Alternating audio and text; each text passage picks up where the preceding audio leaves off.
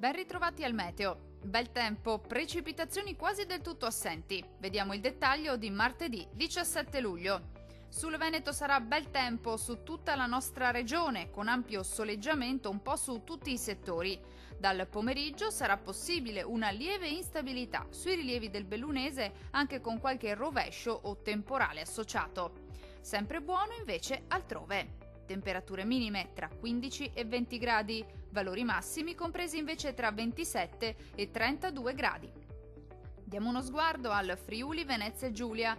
Anche qui sarà una bellissima mattinata all'insegna del sole su tutti i settori. Il cielo sarà poco o parzialmente nuvoloso ovunque. Dal pomeriggio addensamenti e occasionali acquazzoni sui settori alpini di confine.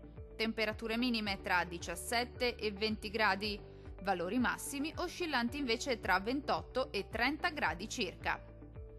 Vediamo infine la situazione del Trentino Alto Adige. Bel tempo su tutta la nostra regione, specie al mattino. Col passare delle ore si accenderà l'instabilità con temporali sparsi ma piuttosto frequenti, possibili soprattutto sui settori alpini di confine.